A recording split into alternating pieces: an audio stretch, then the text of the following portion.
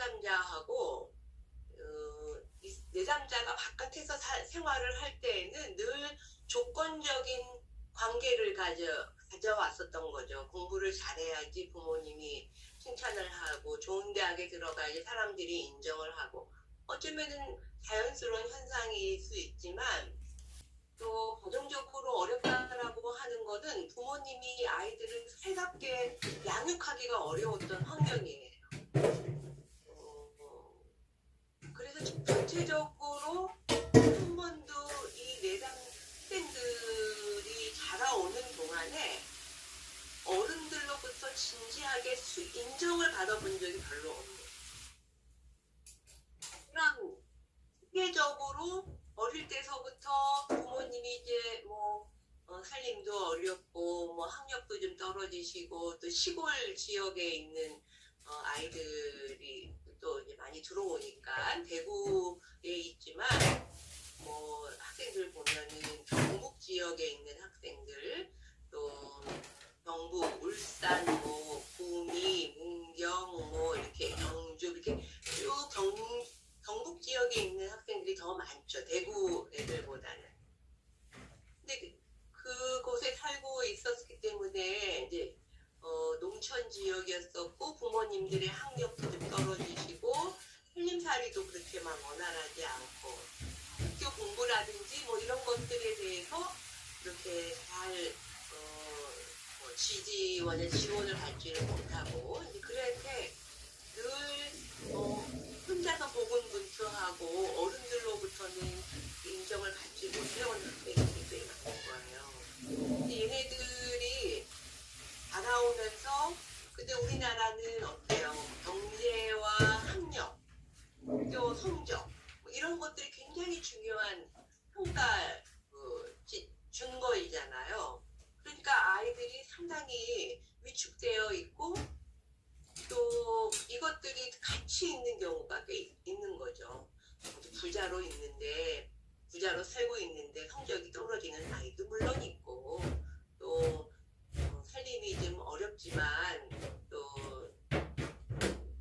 저희 학교는 사대라든지 또 경찰 행정이라든지 특수 쪽, 또 저희 심리학과 애들은 2등급, 3등급 정도 아이들이 들어오는 학과가 몇 개 학과가 있어요. 근데 그런 애들은 또 살림은 어렵지만 또 열심히 해서 자기가 원하는 학과에 오는 그런 경우도 있죠. 물론 그런 경우도 좀 대부분의 경우는 이렇게 체계적으로 여러 가지 측면에서 수용을 못 받아온 애들이에요. 그래서 이제 아이들이 인정을 받지를 이제 못해 온 아이들인데, 우리는 바깥에 그 아이들이 어떤 생각을 하고 있나 하고 사실 들어주고 어떻게 자라왔나에 대해서 이제 정말 무조건적으로 그렇게 사는 환경 때문에 생각되어질 수 있는 것들, 그렇게 생각이 되었구나, 이런 이제 인정을 할 수 있는 건데, 보통 이제 한 사람이 하나만 좋고 하나만 나쁘고 이런 경우가 아니라 전체적인 환경에서 전반적으로 다 떨어져 있는 이런 경우가 굉장히 많아. 그래서 우리가 내담자가 문제 하나를 갖고 얘기를 한 주제를 갖고 얘기하지만 실제 우리가 상담을 할 때에는 그게 대표적인 것이지 다른 측면에서도 사실은 비슷한 경험들이 많다라고 할 수가 있죠. 예를 들어 저는 외모 때문에 너무 상처를 많이 받았어요. 그러면은 외모만 상처를 받은 것이 아니라 학력이라든지 경제라든지 이런 측면에서도 비슷한 게 어려움이 있는데, 그런 거는 바깥으로 못 말하고 이제 외모에 대해서만 얘기한다는 얘기. 그래서 우리들은 내담자의 종합적인 측면으로 다 보는 게 필요합니다. 근데 오늘 하려고 하는 이 일관적 성실성은 우리가 갖고 있는 사람에 대한 생각이 이 내담자를 통해서 제가 갖고 있는 생각들이 계속 올라오는 거예요. 저한테서. 저도 편견을 가지고 있죠. 저도 누군가를 평가하면서 살아왔기 때문에 늘 저한테서는 이 내담자를 통해서 사람에 대해서, 세상에 대해서 계속 반응을 하게 됩니다. 근데 라저스가 이 진솔함을 강조를 한 것이 인간 중심 이론으로서의 이름을 바꿀 때 이 제뉴인리스를 굉장히 강조를 했어요. 그 전에 라저스는 맨 처음에는 비지시적 상담이었었죠. 라저스의 이론이 1940년대서부터 시작이 되었어요. 47년에 비지시적 상담이다라고 하는 얘기를 처음으로 했고, 그 다음에 한 50년대, 55년도 정도에 내담자 중심의 치료 이론이라고 해서 이론의 제목을, 주제를 바꿨습니다. 그리고 1980년대에 비로소 이 사람이 나의 이론은 인간 중심 이론이다 라고 해서 이 사람의 이론이 3단계를 거쳐서 이렇게 변화되어 왔어요. 비지시적 상담에서 지시하지 않는다. 그렇다면 그전에는 상담에서 이렇게 하세요, 저렇게 하세요, 그렇게 하면 안 되고 이렇게 하는 게 좋겠어요 하는 조언을 많이 하던 시절이 있었어요. 근데 라저스는 조언하지 말아라, 지시하지 말아라.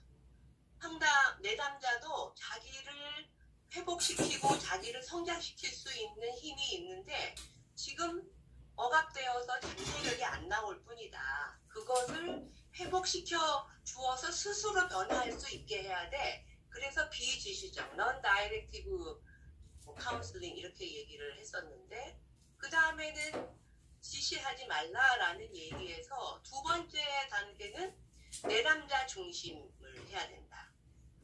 전에는 지시하지 말아라였다면 그거는 뭐예요?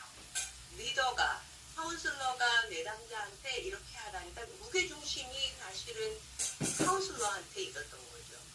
그러니까 이제 이론을 조금 더 정교화시키면서 클라이언트 센터드, 내담자 중심의 이론이 돼야 된다. 상담자가 중심이 아니고 내담자가 그 상담의 전체를 진행할 수 있게끔 내담자가 더 많은 말을 하고 더 많이 생각하게 해주고, 그러니까 내담자를 계속해서 공감적 이해라든지 수용적 존중이라든지 이렇게 제뉴인하게 하면서 내담자가 자기를 들여다보고 탐색할 수 있게 해줘라. 상담은 내담자가 중심이 되어야 된다 라고 하는 게 이제 55년, 57년에 연구 논문을 발표하면서 이제 그 이후에 우리가 클라이언트 센터드라고 하는 공부를 했죠. 1980년대에 Becoming a Person이라는 책을 쓰면서 비로소 인간 중심 이론이라고 라저스가 얘기를 한 거였어요. 이때 인간 중심 이론은 상담 카운슬러가 아니라 한 명의 인간으로서 내담자 한 인간을 만나야 된다 라는 걸 강조를 하죠. 그러니까 상담자도 내담자랑 상담을 하면서 계속해서 자기도 경험을 하는 거예요. 상담 1시간 동안에 나도 한 사람으로서 뭔가 마음에서 계속 뭔가 일어나는 거예요. 생각도 있고 나는 어떻게 생각하나, 제가 저렇게 말하니까 나는 마음이 어떤가, 이런 계속 나한테서도 내면에 계속 뭔가 experience, 경험을 하는 거죠. 그것을 상담자가 인식하고 그것을 솔직하게 인식하고 자각하는 것을 솔직하게 해야 된다라고 하는 거를 강조를 한 거예요. 그래서 제뉴인리스입니다. 그래서 제가 이제 이것을 계속 강조를 하게 되는 이유가 연습을 솔직하게 이야기하는 연습을 해요. 사실은 이 연습에서. 그러다가 보니까 상담자들이 솔직하게 이야기하는 것인가 보다, 상담을. 그렇게 생각하는데 사실 솔직하게 이야기하는, 내 마음을 솔직하게 이야기하는 게 목적은 아니에요. 이거는 솔직하게 자각하기예요. 사실은 내 마음 마음을 솔직하게 자각하기. 그러나 내가 이 솔직하게 하는 마음을 내담자랑 지금 소통할 수 있을까? 내가 이렇게 소통하게 하게 되면은 내담자가 아직 수용할 수 있지 않거나 받아들일 수 없을 땐 그 얘기를 하면 안 되죠. 아, 내가 이런 마음이 생기는구나 라는 걸 자각하는 건데, 그것을 나누고 싶으면 이제 좀 더 이제 오늘 우리가 연습할 것처럼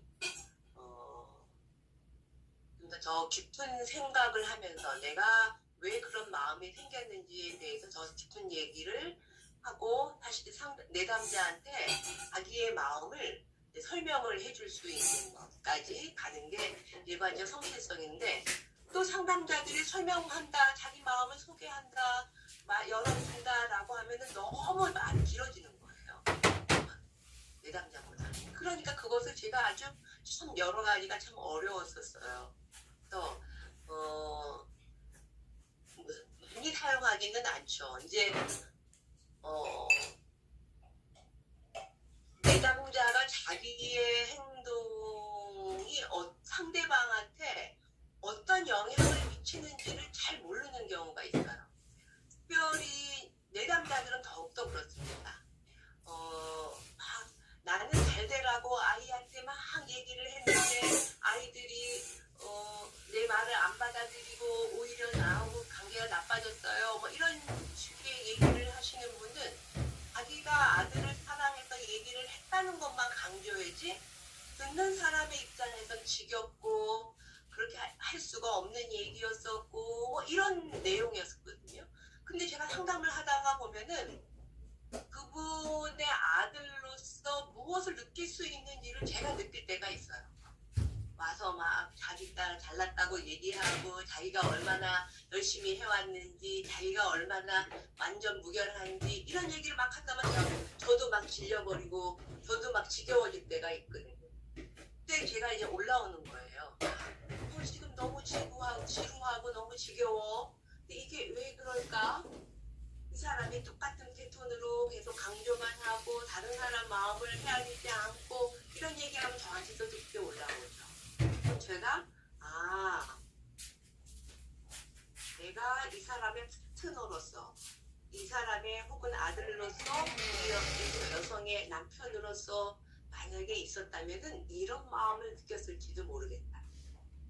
그래서 이 사람으로 하여금 상대방의 마음을 한 번쯤은 생각할 수 있도록 할 때 우리가 이 솔직성을 이야기하는 겁니다.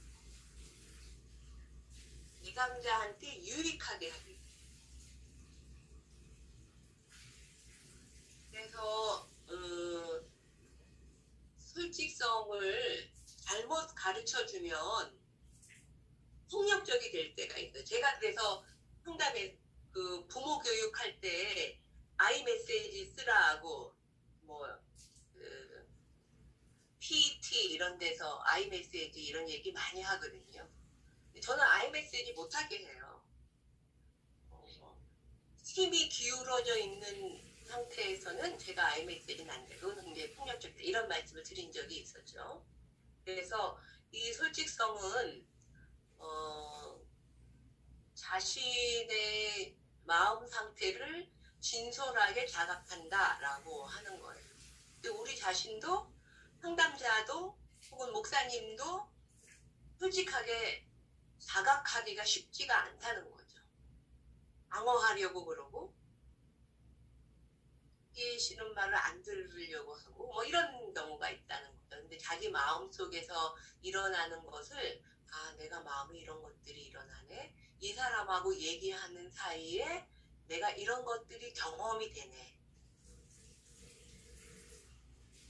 그런 것을 자각을 하고 필요에 따라서는 내담자한테 그 얘기를 주제로 해서 얘기하는 것. 그게 이제 이 진솔함, 일관적 성실성이라고 생각하시면 되겠습니다.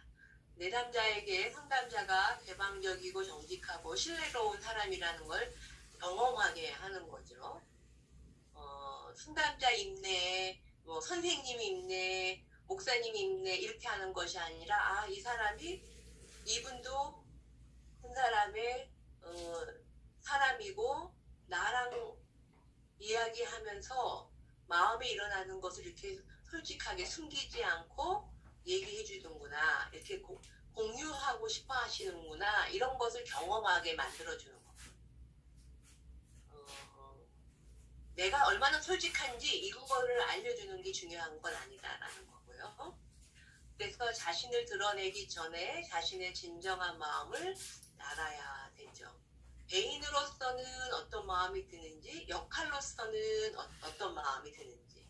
우리 보통 이런 개인적인 입장과 역할로서의 입장에서 갈등이 많이 있거든요. 이런 마음을 알아채는 거, 이게 이제 솔직성, 일관적 성실성으로 대화를 할 때 먼저 이루어져야 될 조건이라고 할 수가 있죠. 자신의 가치관과 신념이 무엇이고 내담자에게 어떤 영향을 주고 있는지 살피는 게 굉장히 중요하고요. 이런 걸 전달함으로써 이제 신뢰감을 얻을 수 있다. 솔직하게 말하는 것만은 아니다. 서로 신뢰를 쌓기 위해서 할 때가 있죠. 근데 예를 들어서 제가 솔직하게 진솔함을 얘기를 딱 했는데 내담자가 또 발끈할 때가 있고 수용하기 어렵게 반응을 할 때가 있어요. 그러면 이제 상담자가 당황하는 게 아니라 그것 자체를 주제로 해서 상담을 합니다. 저는 이제 예를 들어서 엄마가 이제 뭐 아들한테 뭐 여러 가지 내가 안 해본 것이 없고 막 이제 자기의 입장을 막 얘기를 하죠. 그렇게 얘기하시는 분은 자기 입장을 주장하기 때문에 다른 사람의 얘기를 들으려고 하지 않고 계속 자기가 이제 화제의 중심이 될 때가 있죠. 그러면 내가 끼어들어가기 어렵고 또 지겨워지고 뭐 이럴 때가 있어요. 그러면 제가 이제 잠깐만요 이러고선 지금 누구 어머님께서 어머니가 얼마나 아들을 사랑하고 이게 아들한테 정말 여러 가지 일을 해오셨다라는 것을 쭉 얘기를 하는데 제가 듣고 있으려니까 너무 숨이 막히는 것 같아요. 그러면은 이분이 당황하죠. 상대방이 숨이 막힌다고 그러니까, 더군다나 상담자가. 그러면 제 말 들으니까 좀 당황이 되시죠? 저는 누구 어머님께서 계속해서 열심히 얘기를 하시는 동안에 저는 어떻게 끼어들어갈는지를 찾을 수가 없었어요. 어머님께서 얼마나 열심으로 자기의 마음을 전달하는지. 저는 그냥 들어만 줘야 되고 저의 일이 없는 것만 같았었어요. 혹시 이것이 누구 어머니하고 누구하고의 관계 속에서는 아닐까 저는 그렇게 생각하는데 어떠세요? 저는 그렇게 느껴지는데 어떠실까요? 아들 마음은 어땠을까요? 이렇게 이제 실제 리얼한 자료를 싣기 위해서 제가 활용이 되는 겁니다. 이게. 그래서 이 일관적 성실성은 파트너로서, 그러니까 주로 이제 내담자의 문제들은 혼자 일어나는 건 아니거든요. 관계 속에서 일어나는 거기 때문에 일어나는 것이지만 내담자는 자기 입장만 얘기하죠. 자기 입장에서만 얘기하죠. 상대방이 경험해야 될 것에 대해서는 생각 많이 못해요. 우리는 공감적 이해를 많이 강조하고 배우지만 실제 내담자들은 자기가 피해자라고 생각을 하고 상대방을 가해자로 생각을 하고 상대방을 공감적으로 이해하려는 마음이 없어요. 내가 피해자니까 내가 나한테 뭔가 해줘야 된다. 이런 식의 얘기를 많이 합니다. 근데 특성들이 상대방은 어떤 마음일까? 상대방은 어떤 경험을 할까에 대해서 별로 생각을 못 해보는 경우가 꽤 있습니다. 그 궁지에 몰리면 그렇게 되겠죠.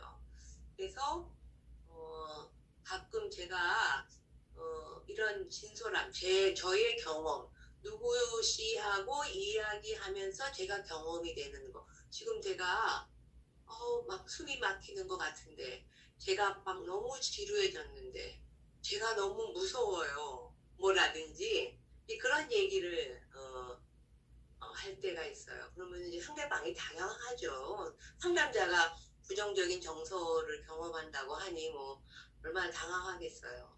근데 저는 내가 당황한다라는 걸 전달하기 위해서 하는 것이 아니고, 아니 내가 뭐 답답하다, 내가 뭐 어떻다라는 거를 전달하는 게 목적이 아니고, 나의 그것을 전달함으로써 내담자로 하여금 우리 두 사람의 관계 속에서 어떤 것들이 실제로 경험할 수 있는지를 알아채게 하려고 이 반응을 사용한다.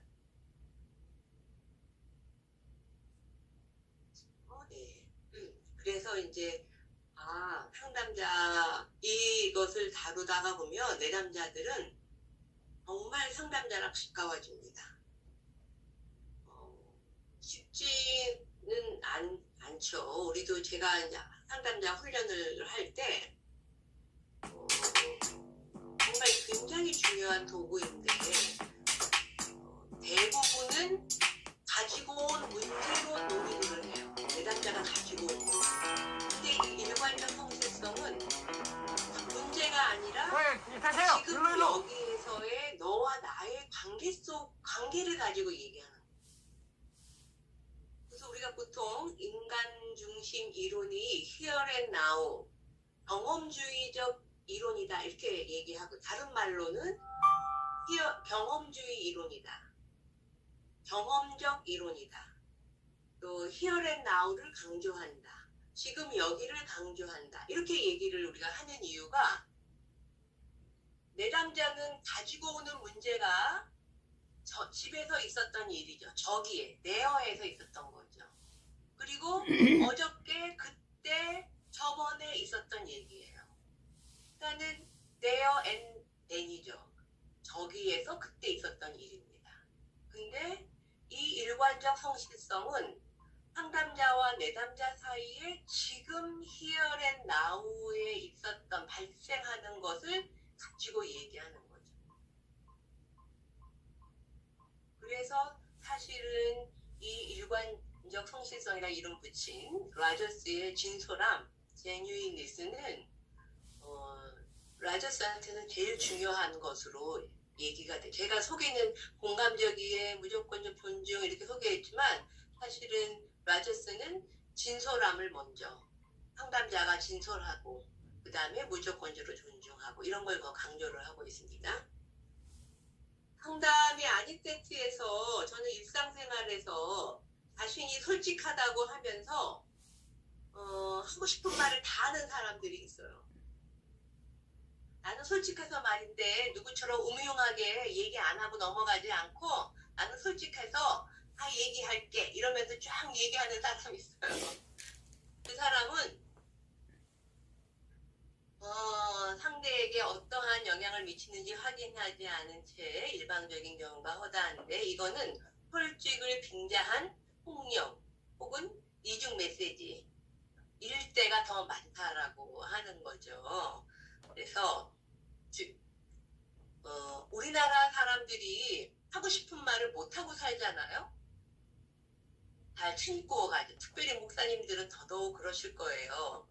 근데 그게 목사님들이 솔직하지 않으시기 때문에 그러는 건 아니죠.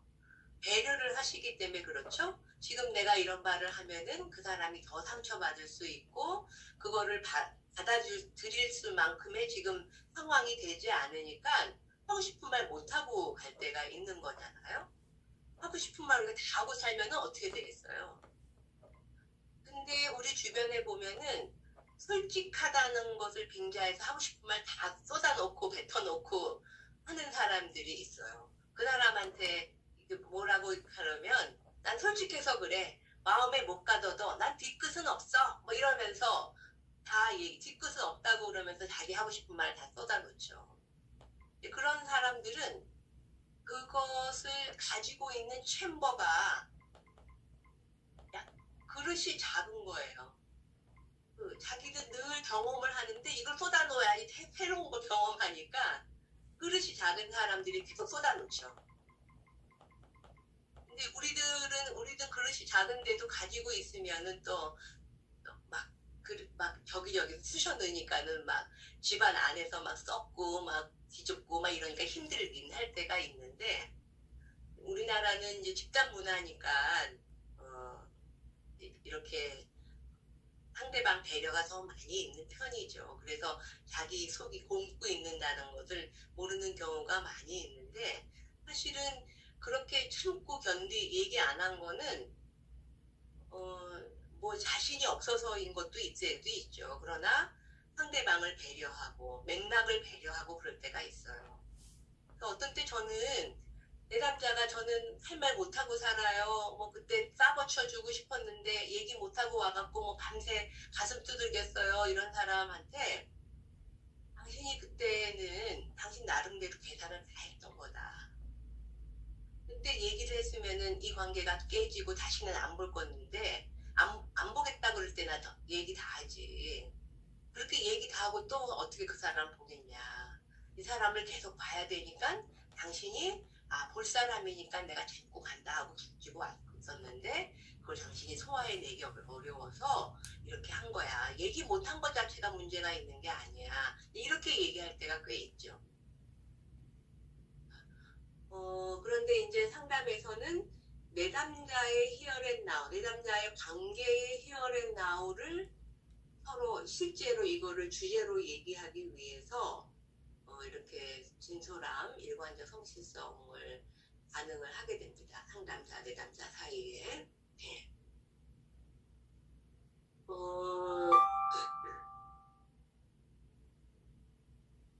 1, 2, 3, 4, 5에서 근데 저는 여기 성실성에서는 3수준부터 이제 뭐 1, 2야 잘못된 거니까 3수준은 대인관계의 기능을 촉진하는 기초 수준이고요. 말하고 느낀 것 중에서 부정적인 단서는 보이지 않지만 뭐 진지한 긍정적인 단서는 제공하지 못하고 있고, 상대방을 말 따라가지만 그 이상은 아무것도 없고 불성실하게 보이지도 않지만 뭐 몰입이나 반영도 안 되는 거니까 이제 기본이죠. 그럼 1, 2는 뭐 따라가지도 않고 부정적인 단서만 보이고 불성실하게 자기 입장만 얘기하는 경우, 뭐 이런 것들이 대인 1, 2 수준에 해당하는 거겠죠.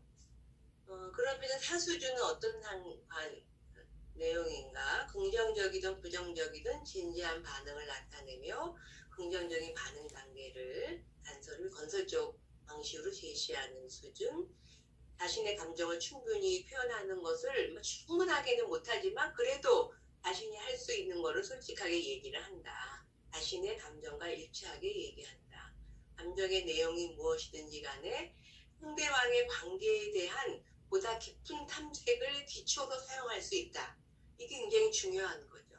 상담에서는 특별히 이것을 가지고 상담자와 내담자의 관계를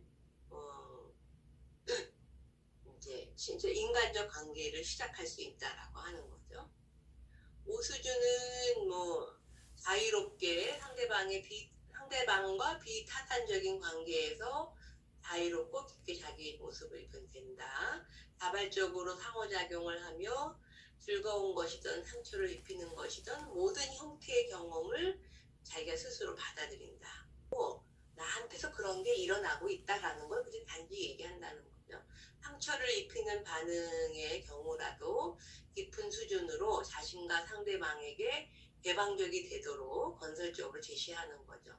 처음에는 상처가 될지는 모르겠지만 그걸 가지고 얘기를 한다는 거죠. 우리가 솔직하게 이야기할 때는 일방적으로 전달한다는 것에만 목적이 있는 것이 아니고 이것을 가지고 너하고 내가 이 문제를 한번 생각해 봅시다 라고 하는 의미가 더 크다는 거예요. 한번 우리가 보통 내가 이런 얘기 하지 않고 당신 얘기를 듣는 아들의 입장을 한번 생각해 보세요. 아들은 어떤 생각을 하고 있을까요? 이렇게 말해도 내담자가 아들이 이런 마음이 들겠네요. 저런 마음이 들겠네. 이렇게 얘기할 수도 있어요. 그러나 당신이 그렇게 얘기하는 동안에 제가 지금 느낀 당신의 말하는 형태가 아들한테 얘기하는 거하고 저한테 얘기하는 게 비슷하거든요. 형태가. 내가 이 체험하는 것이 이 사람이 바깥에서 이루어지는 것에 체험의 샘플이 될 수 있다. 나도 이 사람의 상대방의 한 인간으로서 의 역할을 내가 한다는 거죠. 그래서 인간 중심 이론인 거예요. 상담자가 내담자에게 한 인간으로의 이 내담자가 만나는 사람의 대상으로서의 한 인간이 되어서 공개해준다 라는 의미에서의 인간 중심인 겁니다. 라저슨이 이 뉴니즘에 강조를 많이 했죠. 1수준, 2수준은 부정적이거나 무관한 내용 한다는 거, 또 부정적인 입장에서만 난 상대방을 위한다고 치고 이제 지적하는 수준으로만 솔직하게 얘기하는 수준, 2수준인데 3수준은 한번 생각해봐 이런 정도의 수준이라는 거예요. 자, 그래서 두 예를 한번 보여드리려고 합니다. 당신은 다른 사람에게만 관심이 있고 제게는 전혀 관심이 없어요. 누가 하는 소리죠? 아내가 남편한테. 우리 친정 엄마가 맨날 우리 아버지한테 하셨던 얘기예요. 바깥에서는 아버지는 막 점심 식사도 잘 남은 목사님들 잘 모시고 가서 식사도 하고 막 하는데 집에 엄마 보러 같이 가서 어디 가니까 어떠한 분들은 어디 가니까 너무 맛있으니까 당신이 생각났으니까 요번에 당신이랑 갑시다 이래야만 참 좋았는데 저희 아버지 세대는 그런 분이 적어서 그랬는지 그러지 못해서 엄마가 늘 섭섭하셨어요. 그럴 때 이런 얘기를 하셨죠. 당신은 다른 사람에게만 관심이 있고 제게는 전혀 관심이 없어요. 우리 아버지가 별 쓸데없는 소리 다 듣겠건 이게 이제 저희 아버지 반응이셨어요. 1수준. 그러면은 이제 우리 엄마가 너무너무 더 상처를 받죠. 자기는 기껏 얘기했는데 이렇게 얘기하니까. 2수준은 아내에게 관심이 없는 남편이 어디 있어? 뭔가 관심이 있다라는 것을 얘기를 하고 싶은데 자기를 방어하는 수준이죠. 실제로는 상대방이 이렇게 관심이 없다라는 얘기를 할 때에는 관심이 없었었어? 관심이 없다고 느꼈어? 이렇게 얘기해 주는 게 그때 솔직하게 얘기를 해주는 거죠. 내가 당신한테 늘 관심을 받기는 어려웠었어. 이렇게 이제 얘기하는 거죠. 당신이 하는 일에 관심을 충분히 못 가질 때도 있고요. 당신에게 관심을 더 많이 써야 되는데 전혀 못 쓸 때도 있어. 근데 여기에서는 내가 정말 못 썼다. 신경을 못 썼다. 그 말 들으니까 좀 섭섭하긴 한데 실제로 못 쓸 때가 있다. 라고 이제 일반적인 내담자하고의 관계가 아니라 일반적인 관계에서 실제로 관심을 두기가 어려웠는데 실제 전부는 아닌데 전혀 없다 그러니까 좀 섭섭합니다. 이렇게 얘기를 할 수는 있겠죠. 그 말 들으니까 참 섭섭하긴 하는데 내가 충분히 쓴 건 아니지 이렇게 이제 솔직하게 이야기해 주는 거 이게 이제 진솔함, 성실성 이런 연습이라고 할 수 있겠습니다. 아버지가 친구들을 집에 벼랑간 데리고 오실 때가 있었어요. 워낙 엄마야 툭닥툭닥 잘 해서 잘 대접하고 막 그러긴 했지만 늘 엄마는 그거 힘들어 하셨었어요. 여보 갑자기 친구들 집에 데리고 와서 힘들었지 이런 말 하기 어려운데 어쩌다가 아버지가 미안하니까 이런 얘기 하셨는데 보면 엄마가 많이 정말 힘들었어 이렇게 얘기하면은 그게 3수준 정도의 수준이죠. 그런데 뭐라 그러냐면은 언제 당신이 내 생각한 적 있어요? 자기 많은 대로 했지? 이렇게 이제 엄마는 얘기를 해버리면 싸움이 되는 거죠. 물론 5수준은 물론 힘들었어요. 그러나 이제 우리가 오수준은 뭐예요? 상대방에게 긍정적인 이제 자기의 마음 힘들었다는 것을 표현을 하고 상대방하고의 진지한 생각을 좀 해보는 거죠. 물론 힘들었어요. 당신도 미리 알리기 어려웠겠지만 다음에 전화해주면 내가 그렇게 당황하지 않을 것 같아요. 이렇게 전화가 집에 있었었는데 그냥 그렇게 없이 미안하니까 가겠다 그러면 엄마가 싫어하니까는 못했겠죠. 뭐. 전화하면 싫어하잖아요. 그러니까는 아무 소리 않고선 그냥 모시고 들어온 거죠. 힘들었다라는 거서 늘 그렇게 알리지 않으니까 내가 너무 당황했는데 전화를 좀 해주면 좋겠다. 그렇게 뭐 얘기를 하는 정도가 더 높은 수준의 것이라고 할 수가 있죠.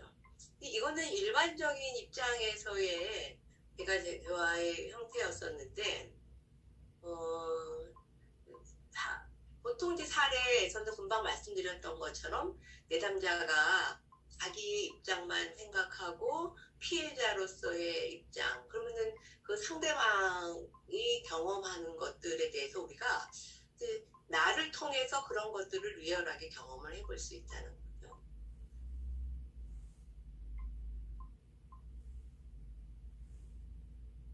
이해가 좀 되시나요? 1시간 동안 제가 혼자서 얘기를 했는데 네, 내담자처럼 매주 찾아와서 이 문제 갖고 숫자 다져합시다. 그렇게 할 것도 아니고 하니까 목사님들은 쉽지는 않습니다. 그러나 실제 상담에서는 저는 이 반응을 참 많이 사용하는 사람이에요. 저는 이제 나이도 있고 딱 하니까는 이제 파트너로서의 제가 경험하는 것들을 가지고 얘기를 하면 정말 빠르게 가까워질 수 있어요. 근데 이제 목사님들은 쉽지는 않습니다.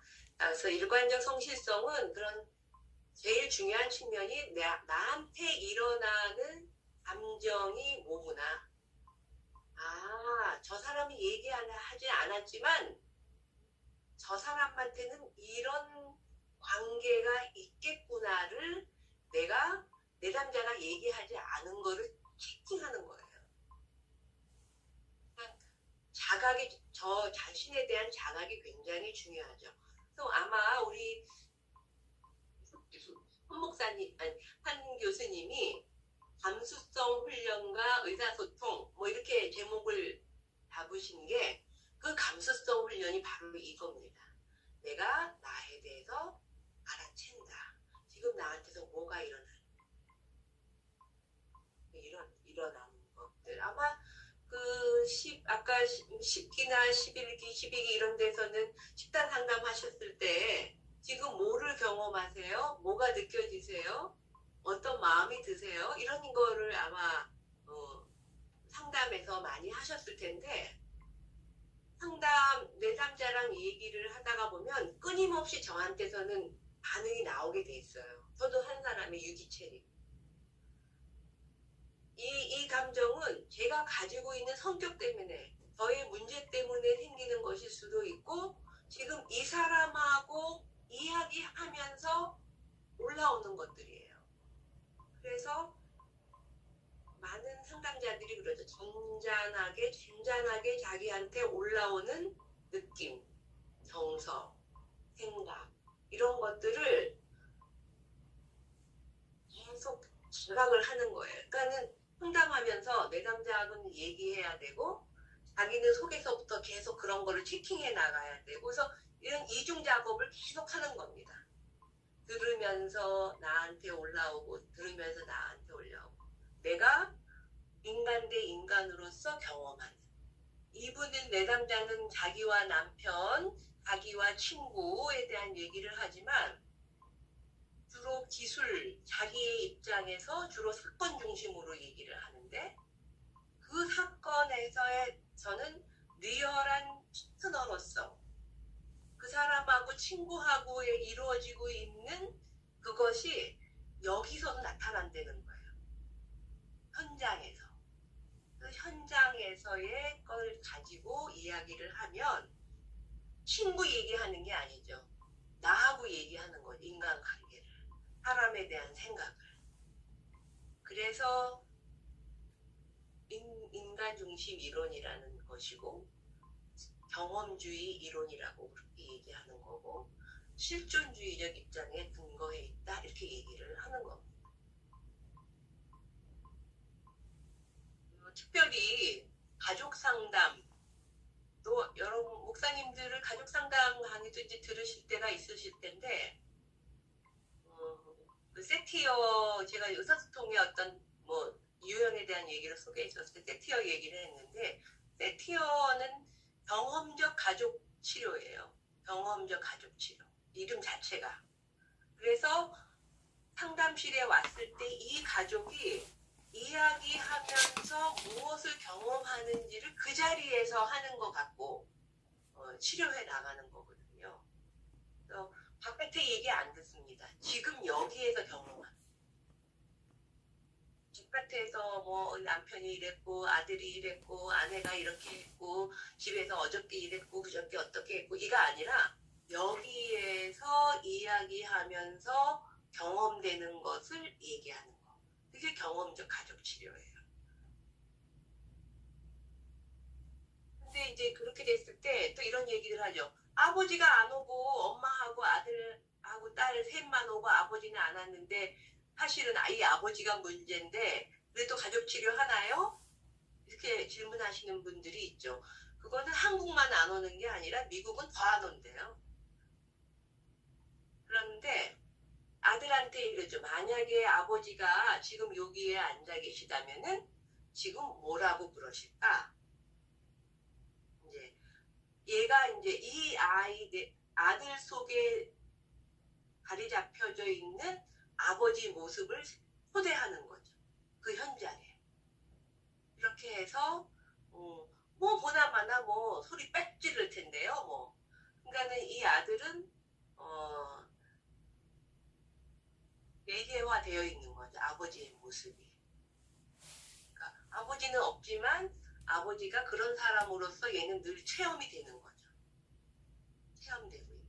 이제 그런 것들을 하면서 하기 때문에 우리가 뭐 경험적 가족 치료, 그다음에 인간 중심은 다 경험성을 현재 히어앤나우의 경험성을 강조를 합니다.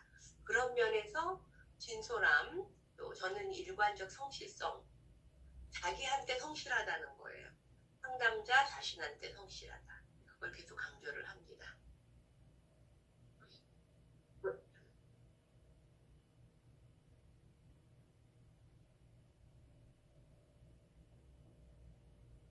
그다음에 이제 두 번째 오늘 시간은 뭐 많이 갔지만 계속 뭐 다음 주 일찍 만나니까 전문적 구체성에 대한 말씀을 좀 드릴게요. 전문적 구체성은 라저스한테서는 세 가지밖에 없죠. 공감적 이해, unconditioned positive regard, genuineness. 근데 제가 이제 여기에 하나 더 보탠 거는 지난 시간에 초기 상담에서 할 수 있는 여러 가지 반응 중에 이 전문적 구체성도 굉장히 중요합니다. 라저스의 세 가지 치료적 태도 외에 초기 상담 과정에 많이 사용되는 기법이고요. 왜냐하면은 내담자들은 자신의 문제이기 때문에 동안 생각한 다음에 결국 찾아오는 거거든요. 목사님한테 찾아올 때도 문제가 생기자마자 불쑥 오지는 않아요. 오랫동안 생각을 합니다. 오랫동안 생각해 온 거죠. 상담실에 오는 것도 오랫동안 한 거예요. 그래서 내담자들은 자기 얘기를 일반화시켜서 말하는 경향이 있어요. 그러니까 일반화시킨다라고 하는 건 언제나 항상 모든 것이 이렇게 말하는 경향이 있어요. 저는 우유부단한 사람입니다. 이렇게 얘기하죠. 저는 이 우유부단을 바꾸고 싶어요. 이렇게 얘기합니다. 근데 이 사람이 365일 24시간 우유부단하고 모든 일이 우유부단한 건 아니죠. 우유부단할 때가 있고 특별히 내가 정말 우유부단해 라고 경험한 사건이 있어요. 그게 몇 개 있겠죠. 몇 개 마치 오비일학처럼 늘 자기가 같이 붙어있는 사건이라고 생각하는 거예요, 사람들은. 그래서 자기가 우유부단한 사람으로 사실 몇 개, 기억하는 사건 몇 개 없어요. 이게 언제 그런 거 경험했나? 저는 하도 많아서 기억이 안 나요. 이렇게 말하는 경우가 있어요. 그럼 제가 가장 최근에 당신이 우유부단하다고 생각되었던 일은 어떤 건가요? 이렇게 얘기하는 게 전문적 구체성인 거예요. 하나의 특정한 부분에 주목하게 하는 거예요. 우리는 상담에서 우유부단한 사람을 안 그렇게 바꿀 수는 없습니다.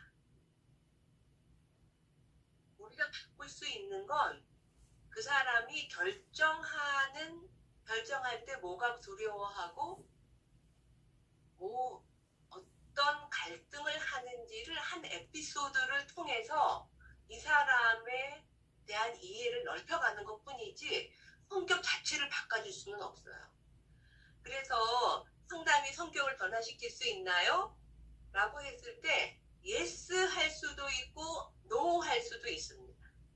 성격을 바꿀 수 있다라고 얘기하는 거는, 성격이라고 하는 거는 그런 작은 에피소드들이 모여서 형성되어 있는 게 성격인 거예요. 그래서 우리는 그런 작은 에피소드 하나를 뽑아가는 거예요. 그것을 바꾸는 것을 여기에도 적용해보고 저기에도 적용을 함으로써 그걸 넓혀가면 이제 성격이 바꾸는 거죠. 그런데 이제 내담자들은 찾아와서 일반적인 얘기를 해요. 이렇게. 사람들은 다 나를 싫어하는 것 같아요. 이렇게 얘기하죠. 다 나를 싫어해요. 그러면 누가 특별히 너를 싫어한다고 생각하니? 그러면 특별히가 아니라 다 싫어해요. 우리 집 식구 다 싫어해요. 이렇게 얘기들을 해요. 그러면 참 이거를 바꿀 수가 없어요. 그러면은 우리들은 식구들이 다 너를 싫어한다고 생각하는데 그 중에서도 특별히 너를 싫어하는 사람이 누구니? 그 사람이 너를 특별히 싫어한다고 생각했었던 것들은 어떤 거니? 하나에 주목하는 거예요. 그러니까 내담자들은 사건을 다 모아가지고 이렇게 형이 상학을 만들어놨어요. 위에를 어떤 구성 개념치를 만들어 놓은 거예요. 근데 우리는 이거 갖고는 얘기 못. 그러면 우리는 이거 갖고 얘기하면 맨날 입싸움만 말싸움만 하게 돼 있어요. 우리는 그 중에 하나의 에피소드를, 그게 뭐니? 그곳에 거기에서 얘기를 탐색을 하다가 보면은 직관도 들어가 있고 이 사람 삶의 배경도 있고 원하는 것도 있고 상대방이 원하는 것도 다 얘기가 나오면서 실제로 싫어한다고 느꼈었던 거는 뭐 부모님의 기대에 못 미치는 것이 몇 번 있어서 자기가 오히려 싫어한다는 느낌을 갖는가 보다. 이런 것들을 우리가 확인할 수 있는 것이지, 왜 싫어해? 어떻게 싫어해? 이렇게 해나갔다가는 상담해내기가 어렵죠. 저는 열등감이 심해요. 이렇게 또 내담자는 얘기합니다. 근데 정말 일어나요? 심하죠. 근데 열등감이 강한 게 우리한테 열등감이 강하면 다 열등한가요? 안 그렇죠? 어떤 사람은 외모가 특별히 열등감을 느끼게 하고 어떤 사람은 학력이 열등감을 느끼게 하고 어떤 사람은 말하는 걸 열등감을 느끼게 하고 어떤 사람, 이게 열등감은 어떤 에피소드가 한 가지 부분이 있는 거예요.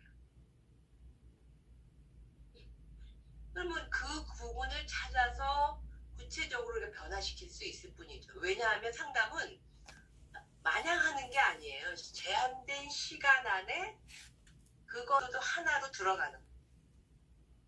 그래서 열등감, 특별히 네가 이런 경우에 특별히 네가 열등감이 심하다고 생각하는 부분은 어떤 거니? 어떤 영역에서 특별히 열등감을 경험하니? 언제 최근에 열등감을 나는 정말 부족해, 나는 정말 너무 부끄러워서 어디 숨고 싶어. 이런 거를 경험했었던 데가 언제니? 어떤 일이었어? 그러면은 사실 내담자들이 못 찾아요. 잘 못 찾아요. 그렇게 자기를 괴롭히는데. 그러면 생각해봐라. 혹시 어저께 일 중에서도 그렇게 너가 부끄럽다, 너무 수치스럽다, 어저께도 그렇게 느꼈던 적이 있니? 어저께 없었으면은 요 최근에 일주일 안에는 없었니? 뭐 이런 것들을 이렇게 찾아 맞추는 거죠. 제대로 되는 일이 하나도 없어요. 그러죠. 하나도 없을 수는 없잖아요. 밥도 먹고 있고 화장실도 갈 거고 뭐 물도 먹고 있을 거고 아침에 일어나고 제대로 뭐 했을 거예요. 아마 제대로 안 되는 그 어떤 게 하나가 있었겠죠. 기대했던 대로 되지 않는. 근데 내담자는 이렇게 제대로 되는 일이 하나도 없어요. 이렇게 얘기한대요. 저는 다 열등해요. 모든 사람이 다 나를 싫어해요. 저는 늘 우유부단해요. 이렇게 내담자들은 일반화시키는 경향이 있다는 거. 그거를 상담자는 하나의 삶에서의 에피소드를 찾아서 그것이 이 사람이 실제로 어떻게 경험하고 있는지를 탐색해내는 과정이 초기에 해야 될 일이기 때문에 구체성 연습이 굉장히 중요합니다. 일반화되어 있는 내용을 자신에게 또 최근에 구체적으로 명세화해가는 과정입니다. 가장 최근에 있었던 것들 중에 하나만 얘기해 보실까요? 라든지 또 내담자들은 사람들은 정말 믿을 만한 존재가 못 되는 것 같아요. TV에서 그러는데 사람들은 다 그렇대요. 책에서 그러는데 그렇대요. 우리 부모님은 이러는데 우리 부모님은 대학을 제대로 못 가면 인간도 아니래요. 이렇게 또 얘기를 해요. 그래, 그러면 이제 저는 그러죠. 너도 그렇게 생각하니? 누구 씨는 어떻게 생각하세요? 대학 못 가면은 정말 인간도 아닌가요? 다시 잘못 태어난 건가요? 뭐 이렇게 자신에게 최근에 구체적으로 초점이 자기에게 최근에 실제적으로 있었던 일에 초점 맞추는 것, 그것이 전문적 구체성입니다. 자, 보기 하나 볼게요. 담임 선생님이 절 싫어하시는 것 같아요. 다른 애들은 잘해주고 저에게는 관심이 없어요. 이거는 사람이란 누구나 제가 1수준, 3수준, 5수준 이렇게 만들어 온 거예요. 사람이란 누구나 좋아할 때도 있고 싫어할 때도 있는 법이야 하고 이렇게 정말 물타버리잖아요. 이거는 낮은 수준의 구체성이죠. 선생님이 너에게 어떻게 하셨길래 그런 생각이 들었니가 기본적인 생각이죠. 그러니까 이때 질문은 탐색 질문이라고 얘기합니다. 탐색하기 위해서 어떻게 하셨길래 그런 생각이 들었지? 뭐라든지. 그러면 이럴 경우에 내담자들이 어떻게 하셨냐? 그러면은 늘 편파적으로 해요. 이렇게 이런 얘기를 하는데 또 오면 다시 그렇게 선생님이 너만 안 하고 다른 애들 했었던 그런 일은 언제니? 그 얘기를 언제 무슨 일이 뭐에 대한 거였었는데 그래서 또 들어와야만 돼요. 그러니까 내담자들이 이렇게 에피소드 하나를 들고 오기가 어려우니까 커다랗게 일반화되어 있는 데에서 작은 사건 하나로 구체적인 일로 들어와 줘야지 실제 내담자를 이해할 수 있다라는 거죠. 선생님이 너하고 다른 애들을 어떻게 다르게 대하셨는지 예를 들어 얘기해 줄래? 이렇게. 그래서 우리 보통은 예를 하나 들어주시겠어요? 최근에 있었던 예를 하나 들어보시겠어요? 이렇게 이제 얘기를 하죠.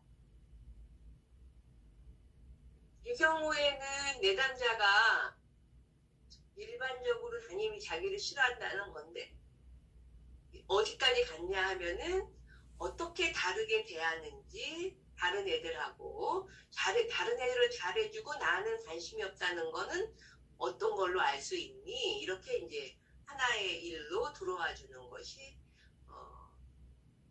전문적 구체성이고요. 이 경우에는 나 자신한테 예를 들어 요즘 공해 문제가 심해진 것 같아요. 심한 것 같아요. 경제가 발전하면 의뢰 공해가 있는 법이지. 이건 정말 물타버렸죠. 너도 공해 문제에 관심이 있구나. 공해 문제에. 근데 더 높은 수준은 특별히 내가 관심을 가지고 있는 공해 문제는 어떤 거니? 공해 문제는 뭐 물건 플라스틱도 있고 나쁜 공기도 있고 뭐 여러 가지가 많잖아요.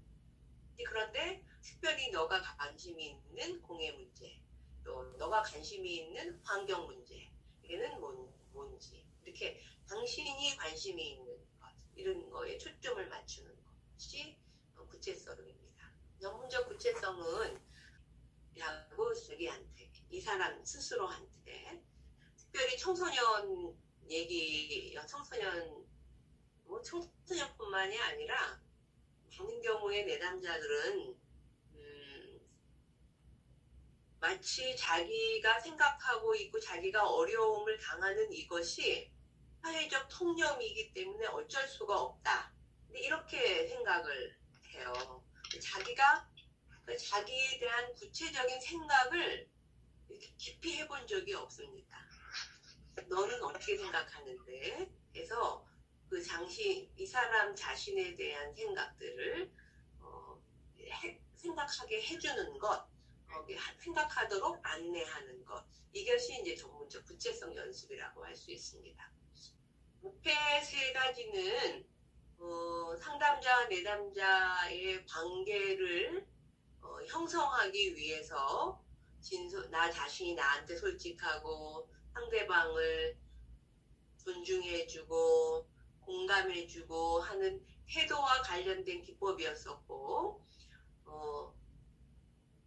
지금 이 질문은 초기에 내담자가 자기의 문제를 탐색해 볼 수 있도록 안내해주는 반응이라고 할 수 있죠. 그래서 제가 초기 상담에 많이 사용하는 반응으로서 이 네 가지를 소개를 해드린 거고요.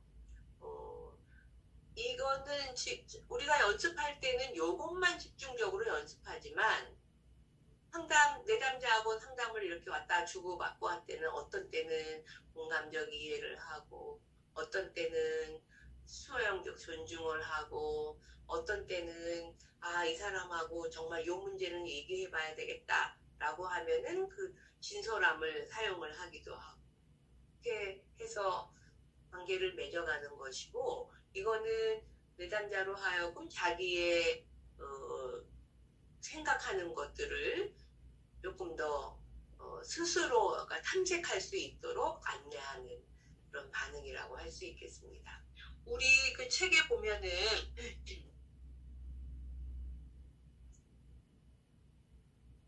87, 88, 89페이지 이후에 몇 가지의 에피소드들을 또 1, 2, 3, 4, 5 수준으로 나누어서 연습이 되게 되어 있어요.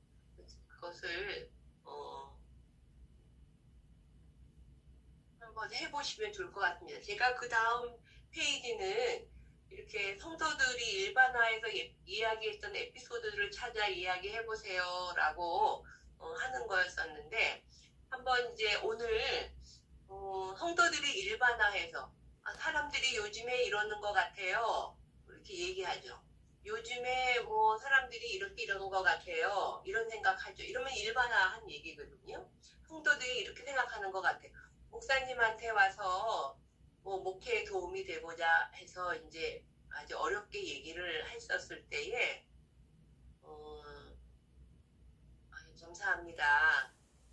특별히 집사님이 그런 거를 느끼셨을 때는 언제인가요? 이분은 나뿐만이 아니라 많은 사람이 이렇다라고 얘기를 했었을 때 특별히 어떤 집사님은 언제 그런 거를 느끼셨나요? 하고 이분한테 초점 맞춰주는 이게 이제 전문적 구체성이에요. 또 요분한테 초점을 맞췄을 때에 일반적인 목회나 나에 대한 목사님에 대한 얘기를 일반적인 얘기를 한다면 특별히 언제 제가 어떤 얘기할 때, 어떤 설교할 때, 어떻게 신방할 때 그런 느낌이 드셨나요? 이렇게 해서 그래야지 내가 맥락도 파악이 되고 그래서 정말 바꿀 수 있는 핵심을 찾아갈 수 있는데 일반적인 얘기를 해버리면 바꿀 수가 없어요. 그래서 그런 거를 위해서 그리고 우리는 전체는 못 바꾸죠. 이 사람의 일부를 변화시켜서 그것이 전이 학습이 되도록 하는 게 상담이죠. 일반적인 건 바꿀 수가 없어요. 일반적으로 바꾸는 건 아마 영적인 변화일 거예요. 상담은 그렇게 일반적인 부분을 이룰 수가 없어요. 작은 부분의 변화를 통해서 그것을 확산시켜가서 변화되는 겁니다. 그런 면에서 전문적 구체성이 굉장히 중요한 반응이다. 이게 이제 대부분 질문으로 구성이 되기 때문에 다음 주에 제가 마지막 시간으로 시간 동안 하려고 하는 것이 전문적 이제 이런 구체성이 질문하기를 어떻게 할 것이냐. 주로 질문하기로 이루어지거든요. 그러니까 질문을 어떻게 할 것인지 또 중기 이후에 해야 도전하고 뭐 그런 중기 이후의 변화를 위해서 사용할 수 있는 기법 3가지 정도 더 이렇게 해보도록 하겠습니다.